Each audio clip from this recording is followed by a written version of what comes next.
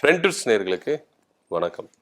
அதிமுகவின் பொதுச் செயலாளர் எடப்பாடி பழனிசாமி ரொம்ப பிஸியா இருக்கார். சுற்றுப்பயணத்துல மக்கள் வெள்ளத்துல அப்படியே மிதக்கிறாரு அப்படின்னு ஒரு மாய பிம்பத்தை இபிஎஸ் அவர்கள் ஏற்படுத்திட்டு இருக்கிறார் அப்படின்றது தான் உண்மை. ஆனா இதன் மத்தியிலும் அவருக்கு பல கோரிக்கைகள் வந்துட்டு இருக்கு.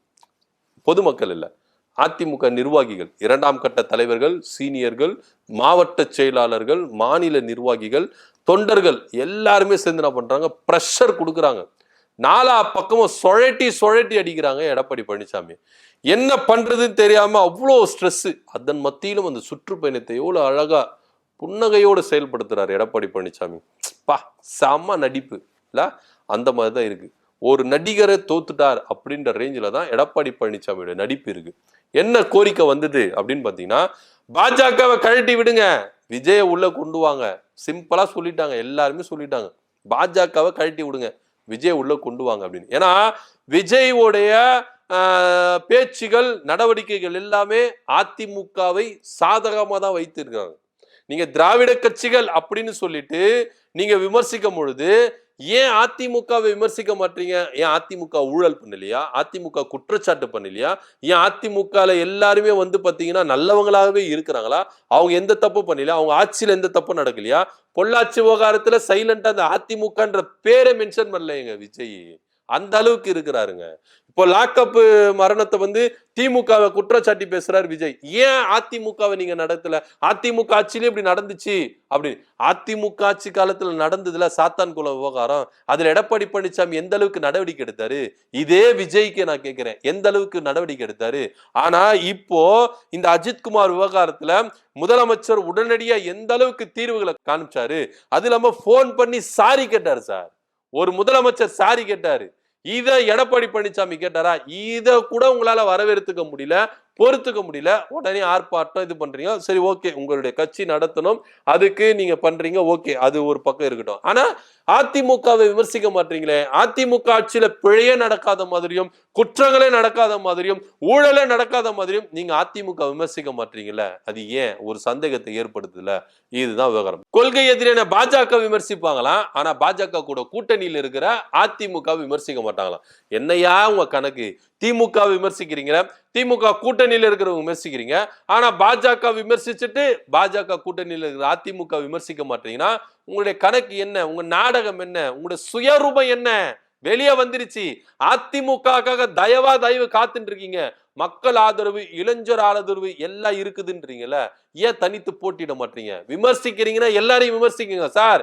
உங்களுக்கு எதிராக இருக்கிற யார் யார் எந்தெந்த கட்சிகளை விமர்சிக்கிறீங்களோ அந்தந்த கட்சிகளை விமர்சிங்க. ஏன் அதிமுக விமர்சிக்க மாட்டீங்க? உங்களுடைய சுயரூபம் என்னன்னா, அதிமுக தயவு இன்றி விஜய் அவர்கள் தனியா நின்று டெபாசிட் கூட வாங்க முடியாது. இதுதான் உண்மை. இதை தெரிஞ்சுக்காம அதிமுகவை விமர்சிக்காம விஜய் அவர்கள் என்ன பண்றாரு? சைலண்டாவே இருக்கிறாரு. இது எல்லாமே ஒரு வகையான டிராமா அப்படின்றது நமக்கு வெட்ட வெளிச்சமா தெரியுது. அது ஒரு புறம் இருக்கட்டும். இப்போ அதிமுக விமர்சிக்காம இருக்கிறார் விஜய். இதனால அதிமுக இருக்கிற இரண்டாம் கட்ட தலைவர்கள், சீனியர்கள், மூத்த முன்னாள் அமைச்சர்கள் எல்லாருமே என்ன சொல்றாங்கன்னா, பாஜகவை தயவு செய்து கழட்டி விடுங்க, விஜய் அவர்களை கொண்டு வாங்க அப்படின்னு. விஜய் அவர்களை கொண்டு வரணும் அப்படின்றதுக்கு அதிமுகவுக்கும் ஒரு எண்ணம் இருந்தது. பாஜக கூட போறதுக்கு முன்னாடி அண்டர்டேக்கிங்லாம் நடத்தினாங்க, சைலண்டா பேச்சுவார்த்தை நடத்தினாங்க.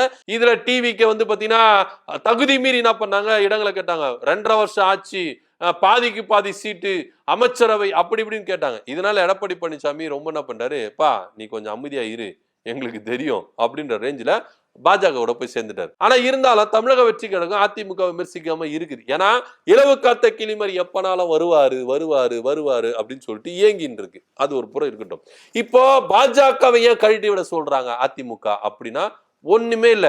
மேலிடத்துல இருந்து ஒரே ஒரு பிரஷர் தான். என்னன்னா, கூட்டணி ஆட்சி அப்படின்ற ஒரே ஒரு பிரஷர் தான் அதிமுகவை ரொம்ப கோவடைய செஞ்சிருக்கு. இது எடப்பாடி பழனிசாமி முதற்கொண்டு, இரண்டாம் கட்ட தலைவர் முதற்கொண்டு, மாவட்ட செயலாளர்கள், முன்னாள் எம்எல்ஏக்கள், முன்னாள் மூத்த அமைச்சர்கள், சீனியர்கள், அடிமட்ட தொண்டர்கள் மத்தியிலும் இது பாத்தீங்கன்னா பத்தி எரியுது. அது எப்படிங்க சொல்லலாம் கூட்டணி ஆட்சின்னு? தமிழ்நாட்டுல ஒத்தே வராது, வரலாற்றிலே இருந்தது இல்ல. எப்படி கூட்டணி ஆட்சின்னு சொல்லலாம்? இவங்க கூட்டணி ஆட்சின்னு சொல்லிட்டு எந்த அளவுக்கு இவங்க நம்ம பகடக்காயா யூஸ் பண்ணுவாங்க அப்படின்றது எல்லாமே நம்மளுக்கு தெரியும். தெரியாமலாம் ஒண்ணு இல்லை. ஏன்னா பாஜக அது மாதிரி பண்ணி இருக்குது அப்படின்றது ஒவ்வொரு அதிமுக காரங்களும் என்ன பண்றாங்க நினைக்கிறாங்க.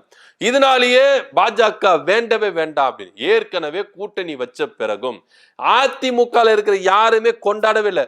கூட்டணி முறிவு அப்படின்னு சொன்ன பட்டாசு வெடிச்சு ஸ்வீட் கொடுத்து கொண்டாடின அதிமுக கூட்டணி அப்படின்னு சொன்னையும் பட்டாசு வெடிக்கல, ஸ்வீட்டும் கொடுக்கல, யாரும் வந்து என்ன பண்ணல, பெருசா ரியாக்ட் பண்ணவே இல்லை. ஏன்னா இந்த கூட்டணியில விருப்பம் இல்லை அப்படின்றது வெட்ட வெளிச்சமா தெரியுது. இப்போ ஒண்ணு இல்லைங்க, 2011 தேமுதிக வந்து அதிமுக கூட இணையுது அப்படின்னு சொன்ன உடனே எவ்வளவு பட்டாசுகள், இனிப்புகள் அதிமுக தரப்புல இருந்து சரி, தேமுதிக தரப்புல இருந்து அந்த அளவுக்கு என்ன பண்ணாங்க, கொண்டாடினாங்க.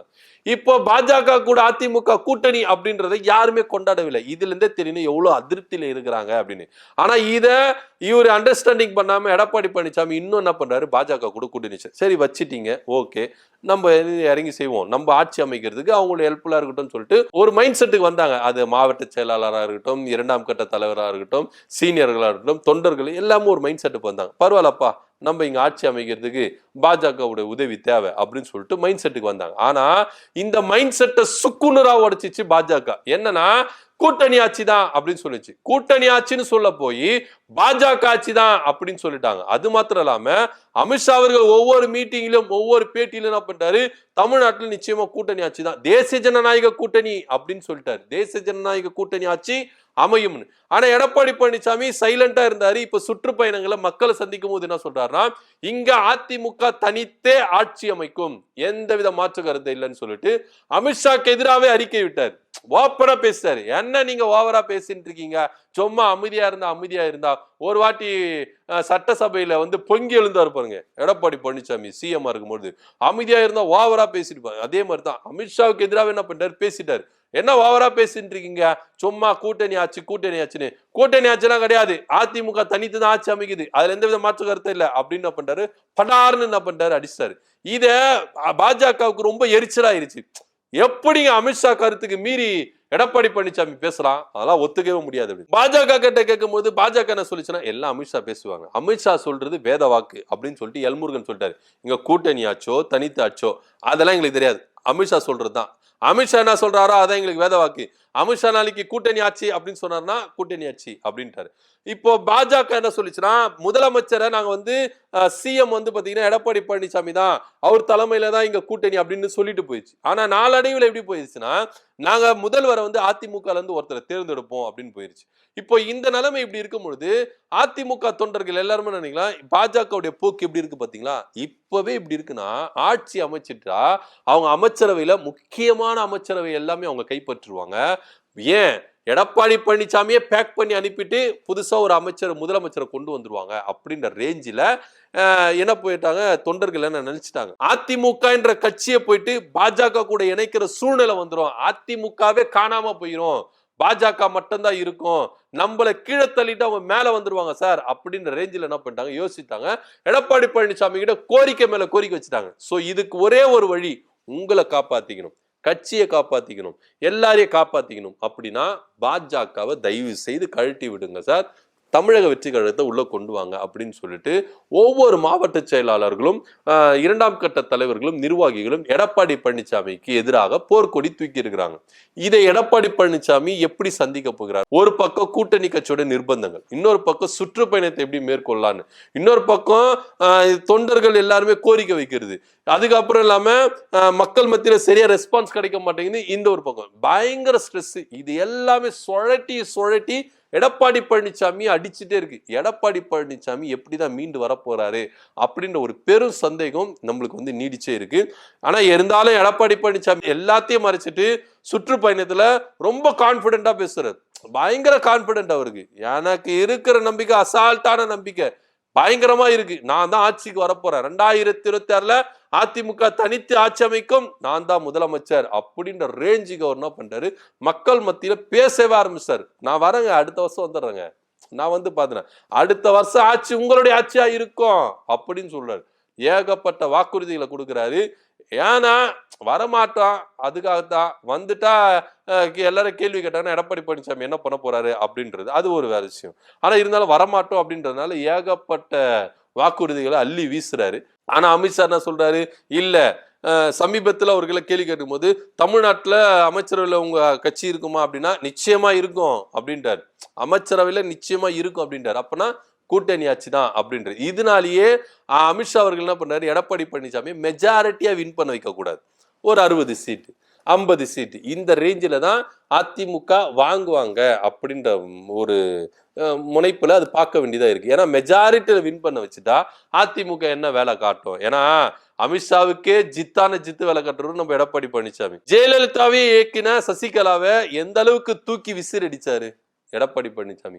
ஓபிஎஸ் எந்த நிலைமைக்கு ஆக்குனாரு, டிடிவி தினகரனை எந்த அளவுக்கு அவரு தள்ளி வச்சாரு. இந்த வேலையெல்லாம் காமிச்சாரு அமித்ஷாலாம் எந்த மொழிக்கு அப்படின்ற ரேஞ்சில தான் பேசப்படுது. ஏன்னா ஒருவேளை இந்த நிபந்தனைகள் எல்லாத்தையும் என்ன பண்ணிருக்காரு, வச்சிருக்காரு எடப்பாடி பழனிசாமி, முன்னாடியே வச்சிருக்கிறாரு. இங்க பாருங்க, கூட்டணி ஆட்சியெல்லாம் சொல்லக்கூடாது, நாங்க கூட்டணி ஆட்சின்னு சொன்னீங்கன்னா நிச்சயமா நாங்க என்ன பண்ணுவோம், கூட்டணியில இருந்து வெளியே வந்துருவோம் அப்படின்னு சொல்லிட்டு ஏகப்பட்ட நிபந்தனைகள் வச்சிருக்கிறாரு. ஆனா மீறியும் அமித்ஷா அவர்கள் ரிஜிஸ்டர் பண்ணிட்டே இருக்கிறாங்க. ஏன்னா இப்பத்துல இருந்தே ரிஜிஸ்டர் பண்ணாதான் எல்லாருக்கும் நாங்க முதல்ல இருந்தே ரிஜிஸ்டர் பண்ணி தான் இருந்தோம், கூட்டணி ஆட்சி திடுதிடுப்புன்னு நாங்க சொல்லவே இல்லையே அப்படின்னு சொல்லிட்டு. ஆனா இது அதிமுகவுக்கு ரொம்ப டிராபேக்காவே இருக்கு. ஏன்னா பாஜக இங்க தமிழ்நாட்டுக்குள்ள வந்துட்டா தமிழ்நாடு எந்த அளவுக்கு சுக்குநூறா உடையும், எந்த அளவுக்கு சுடுகாடா மாறும், எந்த அளவுக்கு வன்முறைகளால் நிறையும், மதவாதத்தினால நிறையும் அப்படின்றது ஒவ்வொரு தமிழ்நாட்டு மக்களும் புரிஞ்சுக்கிறாங்க. இது அதிமுகவுக்கு பின்னடைவதை ஏற்படுத்தும். கூட்டணி ஆட்சின்னு தயவு செய்து சொல்லாதீங்க சார். எங்களுக்கு மாத்திரம் இல்ல, பொதுமக்கள் மத்தியில் அதிருப்தி இருக்குது, எங்க கட்சிக்குள்ளே அதிருப்தியில் இருக்குது. அதனால கூட்டணி ஆட்சி சொல்லாதீங்கன்னு சொல்லிட்டு பல முறை சொல்லி பாருறாரு. இவரும் ஏடிக்கு போட்டியா என்ன பண்றாரு, இங்க அதிமுக தனிச்சுதான் ஆட்சி அமைக்கும் அப்படின்ற சொல்றாரு. இருந்தாலும் பரவாயில்ல நான் சொல்லுவேன் அப்படின்னு சொல்லிட்டு பாஜக என்ன பண்ணிருக்கு, தொடர்ந்து சொல்லிட்டு இருக்கு கூட்டணி ஆட்சின்னு. இதனாலேயே தொண்டர்கள், இரண்டாம் கட்ட தலைவர்கள் எல்லாருமே என்ன பண்றாங்க, தயவு செய்து பாஜகவை கழட்டி விட்டுட்டு தமிழக வெற்றி கழகத்தை உள்ள கொண்டு வாங்க அப்படின்ற கோரிக்கை வச்சிருக்காங்க. எடப்பாடி பழனிசாமி என்ன செய்ய போகிறார் அப்படின்ற பொறுத்து பார்க்கலாம். அதிமுக தொண்டர்கள், இரண்டாம் கட்ட தலைவர்கள், மாவட்ட செயலாளர்கள் எல்லாருமே என்ன சொல்றாங்கன்னா, பாஜகவை தயவு செய்து கழட்டி விடுங்க, தமிழக வெற்றி கழகத்தை உள்ள கொண்டு வாங்க அப்படின்னு இபிஎஸ்க்கு கோரிக்கை வச்சிருக்காங்க. இபிஎஸ் என்ன முடிவெடுக்க போகிறார், என்ன பதில் சொல்ல போகிறார் அப்படின்றத உங்களுடைய கருத்தா என்ன பாக்குறீங்கன்றத கீழே கமெண்ட் பண்ணுங்க. நன்றி, வணக்கம்.